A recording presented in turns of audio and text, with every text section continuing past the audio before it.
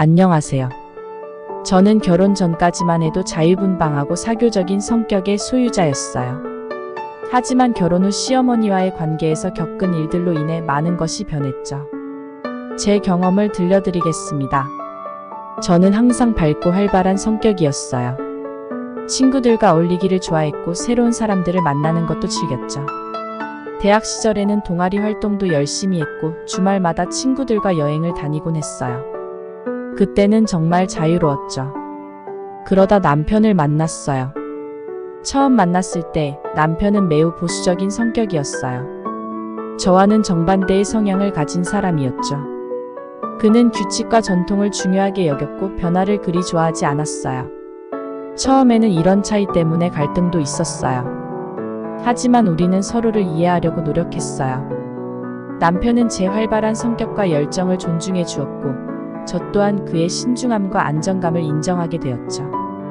우리는 서로의 다른 점을 보완하며 더 나은 사람이 되어갔어요. 연애 기간 동안 남편은 점점 변화했어요. 제 영향으로 조금씩 개방적인 사고를 하기 시작했고 새로운 경험에 대해서도 긍정적으로 받아들이게 되었죠. 저 역시 남편에게서 책임감과 신중함을 배웠어요. 우리는 서로 사랑하는 마음으로 차이를 극복해 나갔고 결국 1년 정도의 연애 끝에 결혼을 결심했어요. 연애 초기에는 지금의 시댁을 찾아갈 때는 모든 게 좋았어요. 새로운 가족들과 만나는 것도 즐거웠고 시부모님도 저를 따뜻하게 맞아주셨죠. 하지만 시간이 지나면서 조금씩 변화가 생기기 시작했어요. 특히 시어머니와의 관계에서 문제가 생겼습니다. 시어머니는 매우 전통적이고 보수적인 분이셨어요. 처음에는 그저 세대 차이라고 생각했죠. 하지만 점점 그 차이가 갈등으로 변해갔어요. 시어머니는 제가 며느리다운 행동을 하기를 바라셨어요.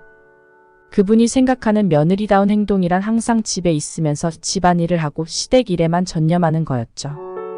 결혼식 날 저는 세상을 다 가진 것 같은 행복감에 휩싸였습니다. 서로 다른 성격을 가졌지만 우리는 서로를 완벽하게 이해하고 사랑한다고 믿었죠. 결혼 직후 저희 부부는 신혼집을 알아보고 있었어요. 둘만의 보금자리를 꾸리고 싶었거든요. 하지만 시어머니께서는 이 계획을 듣자마자 강하게 반대하셨습니다. 무슨 소리야? 결혼했으면 당연히 시댁에서 살아야지. 시어머니의 말씀은 단호했어요. 그분께는 며느리가 시댁에서 사는 것이 당연한 도리였던 거죠. 이제 너는 우리 집 식구야. 친정은 잊어버려. 시댁이 네 집이고 우리가 네 가족이야. 남편과 저는 고민했어요. 하지만 시어머니의 고집을 꺾을 수 없었죠. 남편은 어릴 때부터 부모님 말씀에 순종하도록 자랐기 때문에 이번에도 그저 수긍할 뿐이었어요. 여보, 우리 일단 부모님 댁에서 살자. 나중에 기회 봐서 따로 나가면 돼. 남편의 말에 저는 마지못해 동의했어요.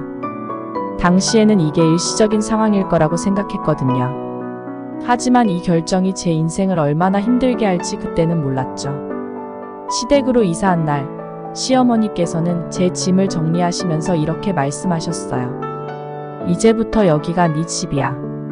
시집 왔으면 시댁 식구들한테 잘해야 해. 알겠지? 그 말씀에 왠지 모를 불안감이 들었어요. 마치 제 자유와 권리를 모두 내려놓으라는 말처럼 들렸거든요.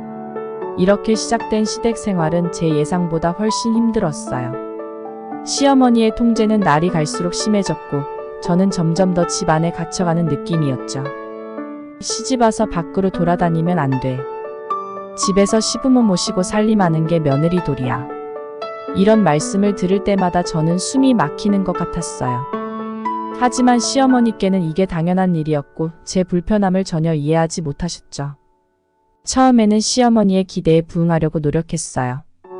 일을 그만두고 전업주부가 되었고 집안일에 최선을 다했죠. 하지만 그래도 시어머니의 눈에는 항상 부족해 보였나 봐요. 제가 요리를 해도 이렇게 하면 안 돼, 저렇게 해야지라며 끊임없이 지적하셨고 청소를 해도 구석구석 꼼꼼히 해야 한다며 불만을 표현하셨죠. 가장 힘들었던 건 제 사생활을 인정해주지 않으신다는 거였어요. 친구들과 만나거나 제가 친정집에 가는 것조차 못마땅해 하셨죠. 심지어는 제 차 키를 가져가셔서 마음대로 외출을 못하게 하기도 하셨어요. 어느 날 대학 동창회에 나가려고 준비하고 있었어요.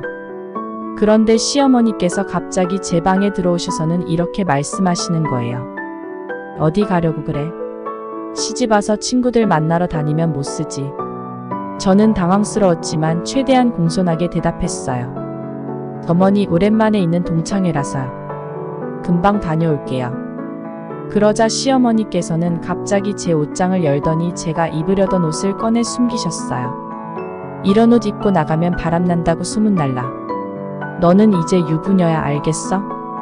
너무 황당해서 말문이 막혔어요. 결국 그날 동창회에 가지 못했죠.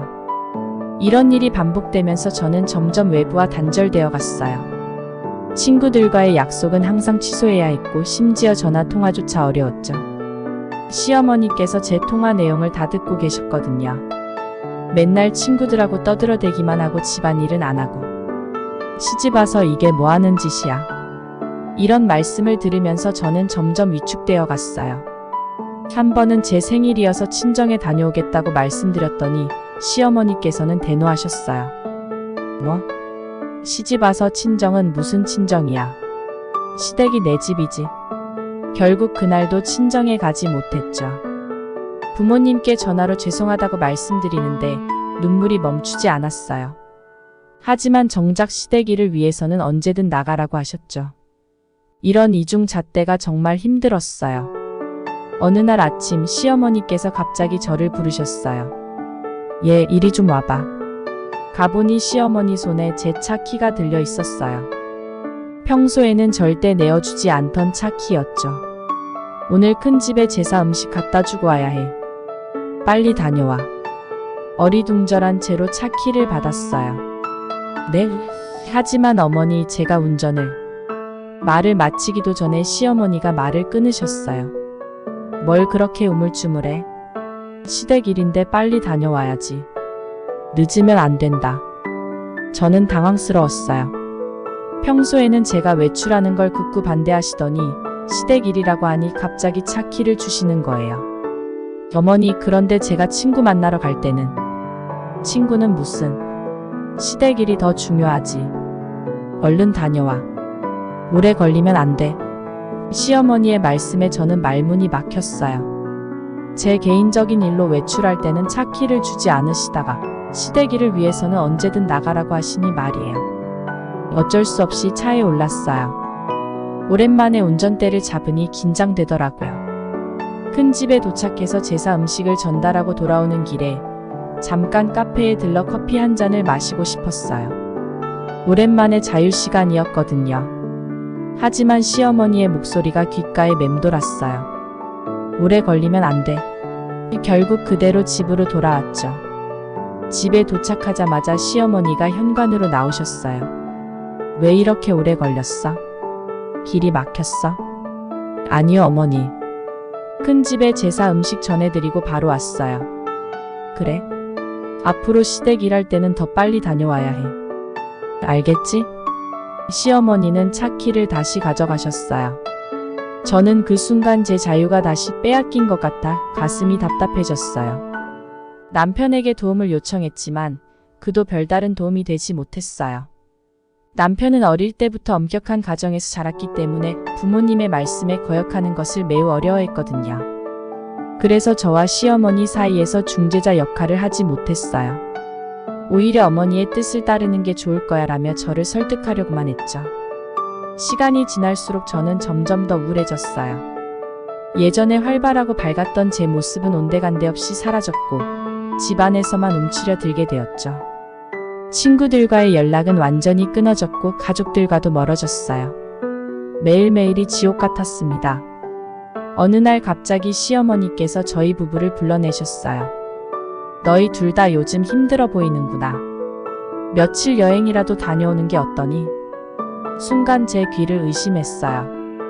평소 외출조차 못하게 하시던 시어머니께서 여행을 보내주신다니 말이에요. 정말요? 어머니, 정말 감사합니다. 저도 모르게 연신 감사 인사를 드렸어요.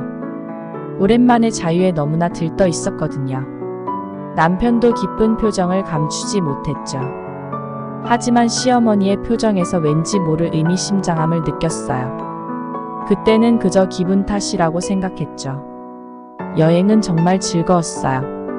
오랜만에 남편과 둘만의 시간을 보내며 행복한 추억을 만들었죠. 특히 마지막 날 밤은 아주 뜨거운 밤이었어요. 여행에서 돌아온 며칠 후 몸이 예전 같지 않고 무거워졌어요. 처음엔 여행 후유증이라고만 생각했죠. 시어머니께 몸이 안 좋아서 쉬어도 되겠냐고 여쭤봤더니 의외로 흔쾌히 허락하시더라고요. 그래, 푹 쉬어라. 시어머니의 미소에 왠지 모를 의심이 들었지만 일단은 피곤한 몸을 이끌고 방에 들어가 쉬었어요. 남편이 퇴근하고 돌아왔을 때 남편의 상태를 확인해봤지만 남편은 전혀 피곤해 보이지 않았어요. 며칠 후 갑자기 시어머니께서 저를 부르셨어요. 얘, 이거 한번 해봐. 시어머니 손에 들린 건 임신 테스트기였어요. 순간 당황스러워서 얼굴이 붉어졌죠.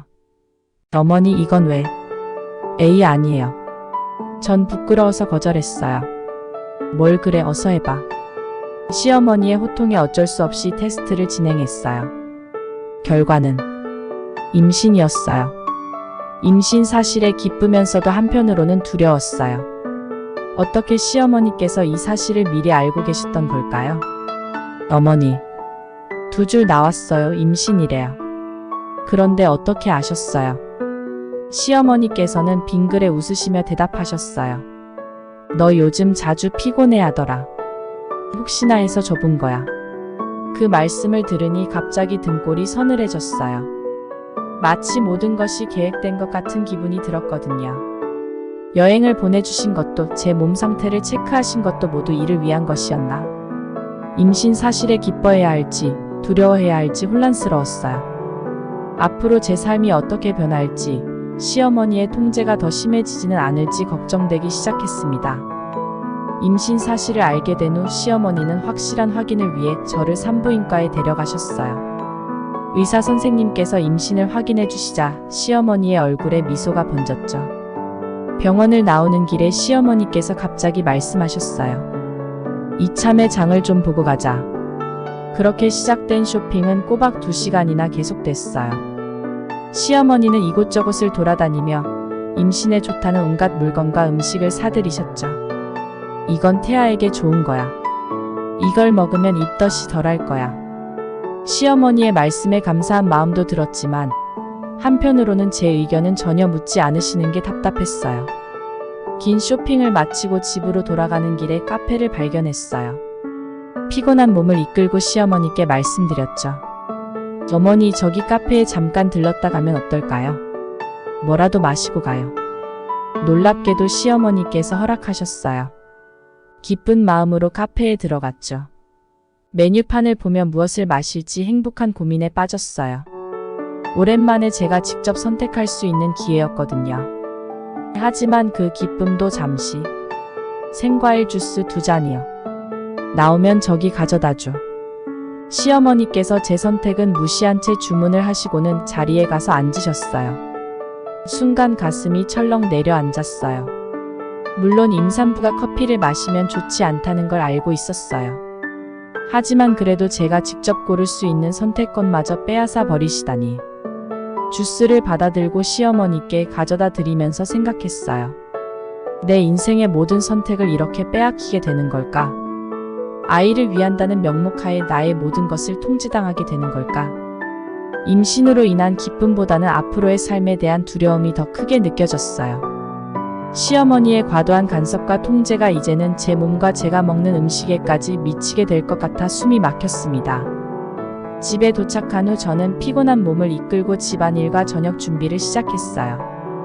힘들었지만 남편에게 오늘 있었던 일을 얘기하고 싶어 견뎌냈죠. 드디어 남편이 퇴근하고 들어왔어요. 저는 서둘러 남편에게 다가갔죠. 여보, 나 임신했어. 남편의 얼굴에 환한 미소가 번졌어요. 정말? 임신, 이게 얼마나 기쁜 소식이야. 남편은 너무 기뻐하며 저를 꼭 안아줬어요. 하지만 제가 계속 이야기를 이어갔죠. 그래서 오늘 어머님과 함께 병원에 다녀왔는데, 그 후로 장을 보고 카페에 갔는데, 제 말을 듣는 남편의 표정에서 점점 기쁨만이 보였어요. 제가 힘들어했다는 사실보다는 임신 소식에만 집중하는 것 같았죠. 여보, 그런데 내가 좀 힘들었던 게, 제 말을 끝맺기도 전에 남편이 또다시 저를 안아주며 말했어요. 우리가 부모가 된대. 정말 기쁘다. 남편의 기쁨 가득한 웃음소리에 시어머니가 거실에서 나오셨어요. 아들 기쁘지? 이제 아이를 가졌으니 며느리 몸조리 더 잘해야 할 거다. 너도 좀 도와라. 시어머니의 말씀에 남편은 고개를 끄덕이며 대답했어요. 네, 어머니. 제가 열심히 도울게요. 시어머니는 그 말을 듣고 만족스러운 표정으로 다시 거실로 돌아가 앉으셨어요. 저는 그 자리에 서서 복잡한 감정에 휩싸였어요. 물론 임신이 기쁜 일이긴 하지만 제 감정과 힘들었던 상황은 아무도 신경 쓰지 않는 것 같았거든요. 남편은 여전히 기쁨에 들떠 있었고 시어머니는 이제 제 몸을 더욱 통제하려는 듯 했어요. 하지만 걱정과 달리 임신 초기에는 그나마 다행스러운 점이 있었어요. 시어머니의 간섭이 조금 줄어든 것 같았거든요. 심한 입덧으로 힘들어하는 저를 위해 손수 음식을 해주시기도 하고 가슴이 답답하다고 말씀드렸을 때는 함께 산책을 나가주셨어요. 그때만 해도 저는 안도했죠. 임신하니까 이렇게 잘해주시는구나. 다행이야. 라고 생각했어요. 하지만 그건 정말 잠시뿐이었어요. 임신 후 안정기에 접어들자 시어머니의 태도가 급격히 변하기 시작했어요. 보살핌은 사라지고 대신 예전의 통제적인 모습으로 돌아가셨어요. 아니, 어쩌면 더 심해진 것 같았죠. 모든 것에 간섭하고 통제하려 드셨어요. 처음에는 저도 이해하려 노력했어요. 임신했으니까 아기를 위해서 그러시는 거겠지. 라고 생각하며 넘어가려 했죠. 하지만 상황은 점점 더 악화되었어요. 화장실 가는 것, 샤워하는 것까지 일일이 간섭하셨어요. 어느 날은 정말 끔찍한 일이 있었어요. 화장실을 다녀와서 문을 열었는데 갑자기 시어머니가 문 앞에 서 계신 거예요. 너무 놀라서 넘어질 뻔했어요. 그런데 시어머니는 제 놀란 모습은 아랑곳하지 않으시고 이상한 질문을 하기 시작하셨어요. 소변은 어땠니? 냄새는? 색깔은? 너무 당황스럽고 불편해서 대답할 말을 잃었어요. 식사도 마음대로 할 수 없었어요. 어느 날부터인가 시어머니께서 임신성 당뇨를 극도로 걱정하시면서 제 식단을 완전히 장악하셨거든요. 이건 먹으면 안 돼. 저건 조금만 먹어. 이건 꼭 먹어야 해. 매 끼니마다 시어머니의 지시에 따라 먹어야 했어요. 가끔 먹고 싶은 것이 있어도 마음대로 먹을 수 없었죠. 이런 상황이 계속되면서 저는 점점 더 스트레스를 받았어요. 임신으로 인한 신체적인 변화도 힘든데 이런 정신적인 압박까지 더해지니 정말 견디기 힘들었습니다. 그날 저녁, 결국 저는 용기를 내어 남편에게 모든 사실과 제 몸 상태를 털어놓았어요. 하지만 남편의 반응은 실망스러웠죠. 당신이 너무 예민한 거 아니야? 어머니가 얼마나 잘 챙겨주시는데 왜 그래? 남편의 말에 저는 깊은 좌절감을 느꼈어요. 이 집에는 나를 진정으로 이해해주고 보살펴줄 사람이 아무도 없구나. 그러던 어느 날 갑자기 극심한 복통이 찾아왔어요. 급히 산부인과로 실려갔죠. 다행히 아기는 무사했지만 의사 선생님께서는 조금만 더 위험했다면 유산할 뻔했다고 말씀하셨어요. 결국 입원하게 되었고 시어머니께서 옆을 지켜주셨어요. 하지만 그 시간 내내 불편함을 느꼈죠. 그날 저녁 남편이 퇴근 후 병원에 왔어요. 저는 시어머니께 부탁드렸어요. 어머니, 잠시만 남편과 단둘이 이야기 좀 나눌 수 있을까요? 시어머니께서는 낮에 있었던 일도 있고 해서 자리를 비워주셨어요. 시어머니가 나가자마자 저는 남편에게 모든 감정을 쏟아냈어요. 여보, 나 정말 힘들어. 내가 힘들다고 말했을 때 듣지 않고 어머니 말만 옳다고 하는 당신이 너무 싫어. 이렇게 살 수 없어. 한참을 울며 이야기하는 중 남편은 말없이 저를 꼭 껴안아줬죠. 그렇게 남편 품에 안겨 한참을 울고 난 후 저는 마음을 다잡고 남편에게 말했어요. 오늘은 어머니 모시고 집에 가. 내가 괜찮아지면 다시 부를게. 남편은 미안하다며 난 당신 편이야 라고 말하고는 시어머니를 모시고 집으로 돌아갔어요. 남편과 시어머니의 발소리가 사라지자 저는 아까 못다 흘렸던 눈물을 터뜨렸어요. 서럽게 울고 난 후 차분히 생각을 정리했죠. 그리고 남편에게 문자를 보냈어요. 여보, 태어나면 친정에 갈 거야. 출산할 때까지 거기서 지낼 거고. 찾아와도 좋지만 절대 어머니께 말하지 마. 나중에는 어쩔 수 없겠지만 지금은 그렇게 해줘. 이렇게 저는 제 시집살이 중 처음으로 큰 결정을 내렸어요. 아기와 저를 위해, 그리고 우리 가족의 미래를 위해 꼭 필요한 결정이라고 생각했습니다. 앞으로 어떤 일이 벌어질지 두렵기도 했지만 동시에 오랜만에 마음이 편안해지는 것을 느꼈어요. 하지만 퇴원 날짜가 다가오자 저는 다시 불안해졌어요. 결국 저는 의사 선생님께 허락을 받고 예정보다 하루 일찍 퇴원했어요. 바로 친정으로 향했죠. 갑자기 찾아온 저를 보고 부모님은 놀라셨지만 일단 저를 따뜻하게 안아주시며 괜찮다고 다독여주셨어요. 집 안으로 들어가자 부모님은 무슨 일이냐고 물으셨고 저는 모든 걸 털어놨어요. 시댁에서 있었던 일들, 연락을 자주 못 드렸던 이유까지요. 부모님은 화가 나신 게 분명했지만 제 앞에서는 최대한 참으시고 제 건강을 먼저 걱정해 주셨어요. 그런 부모님 사이에서 결혼 이후 처음으로 편안함과 안도감을 느꼈어요. 그날 밤 저는 오랜만에 깊은 잠에 빠졌죠. 하지만 그 평화도 잠시였어요. 다음날 점심이 조금 지난 시간, 갑자기 누군가 현관문을 세게 두드리기 시작했어요. 알고 보니 시어머니셨더라고요. 퇴원 날짜에 병원에 가보니 제가 하루 전에 퇴원했다는 걸 알고 친정으로 오신 거였어요. 저는 겁에 질려 방 안에 숨었고 부모님은 제가 여기 오지 않았다고 거짓말하셨어요. 그러곤 아버지가 갑자기 화를 내시면서 당신 내가 뭐길래 우리 귀한 딸을 그렇게 하대 라며 온 동네가 떠나갈 정도로 소리치셨죠. 그 소리에 겁먹은 시어머니는 일단 물러나는 것 같았어요. 하지만 곧 충격적인 사실을 알게 됐어요. 며느라, 네 지금 여기 있는 거 안다. 빨리 나오지 못해. 네 핸드폰에 위치 추적기 앱 깔아놔서 여기 있는 거 알아. 빨리 나와. 라며 소리치셨죠. 그제서야 알게 됐어요. 제 핸드폰에 위치 추적기 앱이 설치되어 있다는 사실을요. 시어머니는 끝까지 결혼했으면 며느리는 시댁 식구지.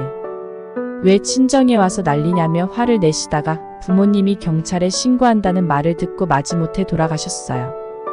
그 일 이후로 저는 너무 겁이 나서 남편에게도 한동안 친정에 찾아오지 말라고 하고 연락도 끊었어요. 그렇게 며칠이 지나고 출근해야 할 시간에 남편이 친정에 찾아왔더라고요. 무릎을 꿇고 있어서 무슨 일이냐고 물었더니 시어머니가 저를 욕하면서 어떻게 저런 년을 데리고 왔냐며 남편을 괴롭혔다는 거예요. 남편도 자기 때문에 제가 힘들어한다는 걸 알고 괴로워하던 중에 시어머니까지 그런 말을 하니 도저히 참지 못하고 저를 보러 왔다고 하더라고요. 미안하다며 눈물 흘리는 남편을 보니 저도 괴로워서 같이 껴안고 울었어요. 그날 밤 남편과 저는 오랜만에 진솔한 대화를 나눴어요. 우리 둘 다 많이 울었죠. 남편은 자신의 무관심과 우유부단함을 인정하고 깊이 반성했어요. 저 역시 제 마음을 솔직하게 털어놨죠.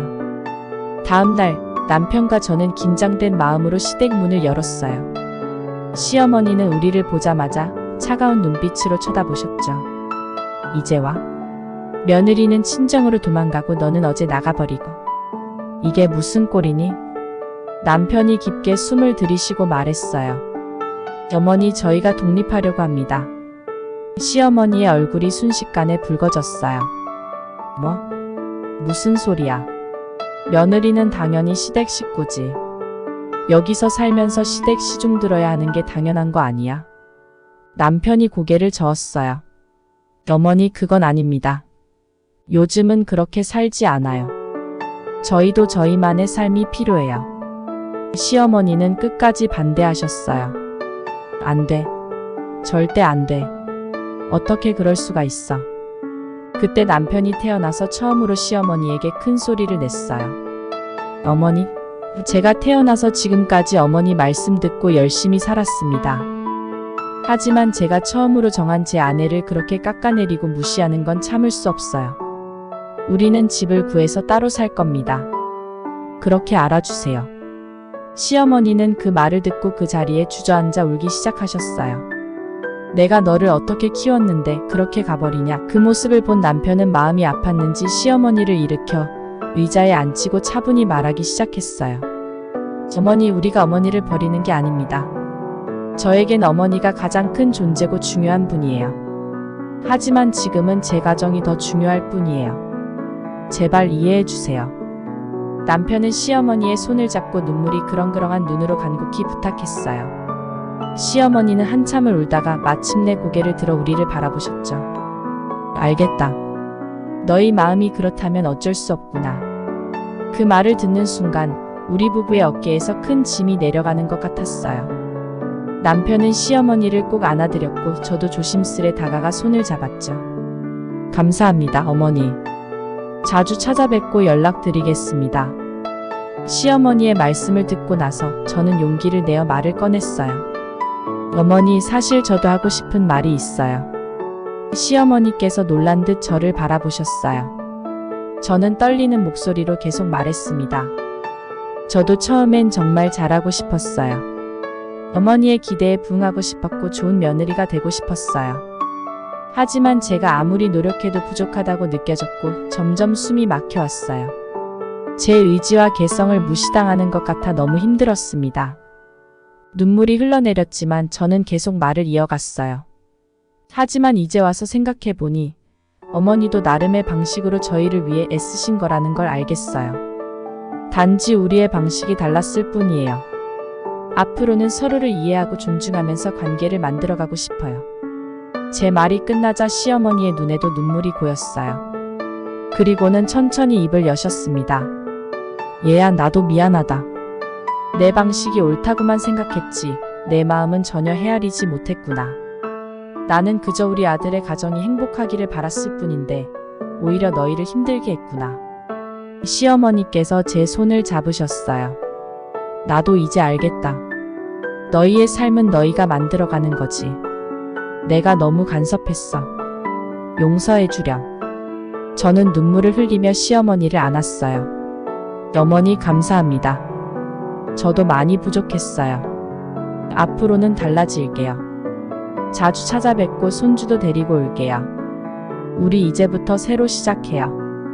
남편도 우리 둘을 안아주었고 우리 셋은 한동안 그렇게 서로를 껴안은 채 울었어요. 그 순간 저는 이제야 진정한 가족이 되어가고 있다는 걸 느낄 수 있었습니다. 시어머니와 화해한 후 저는 정말 많은 노력을 기울였어요. 처음에는 어색했지만 점차 시어머니와 친해지기 위해 노력했죠. 주말마다 시댁에 방문해서 함께 요리를 하거나 드라마를 보면서 시간을 보냈어요. 시어머니께서도 저를 이해하려고 노력하시는 모습이 보였죠. 그러면서 저는 조금씩 제 삶을 되찾아갔어요. 결혼 전에 하고 싶었던 일들을 다시 시작했죠. 예전에 배우던 요가를 다시 시작했고 친구들과도 자주 만나기 시작했어요. 처음에는 죄책감도 들었지만 남편이 적극적으로 지지해줬어요. 당신의 행복이 우리 가족의 행복이라고 말하면서요. 스트레스를 해소하니 임신 중에 컨디션도 훨씬 좋아졌어요. 입덧도 줄어들고 전체적으로 기분이 밝아졌죠. 시어머니께서도 제 변화를 보시고는 네가 행복해 보여서 나도 기쁘다라고 말씀해 주셨어요.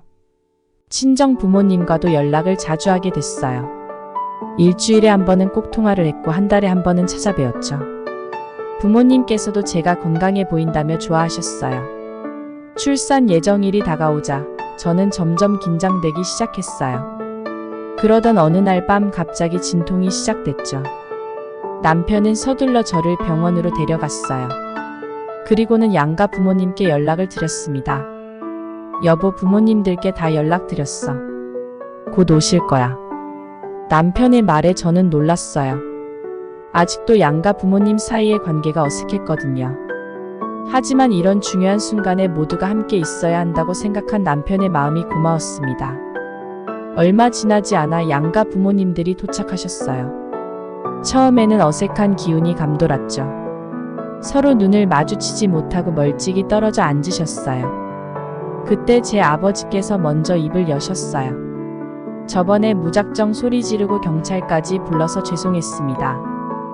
아버지의 말씀에 시어머니는 고개를 숙이며 말씀하셨어요. 아니에요. 제가 잘못한 거잖아요. 제가 그랬으면 안 됐는데 아무리 며느리여도 그렇게 행동했으면 안 됐던 건데 제가 죄송하죠. 제가 너무 어리석었어요. 그 말씀을 듣자 저도 눈물이 났어요. 양가 부모님들은 서로 손을 잡으시고 화해의 인사를 나누셨습니다. 우리 이제 다시는 싸우지 말고 손주 잘 키우는데 힘을 몹시다. 그 순간 제 진통이 더욱 심해졌어요. 모두가 제 곁으로 달려와 응원해 주셨죠. 힘든 진통 끝에 드디어 아이가 세상에 나왔을 때 병실에는 기쁨의 눈물이 가득했어요. 아이를 안고 있는 저를 보며 양가 부모님들은 서로 손을 잡고 계셨어요. 그 모습을 보니 이제야 정말 하나의 가족이 된 것 같았습니다.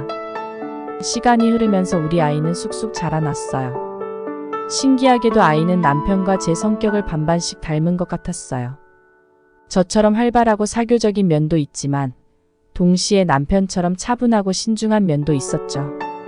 양가 부모님들도 손주의 성장을 지켜보시며 무척 기뻐하셨어요.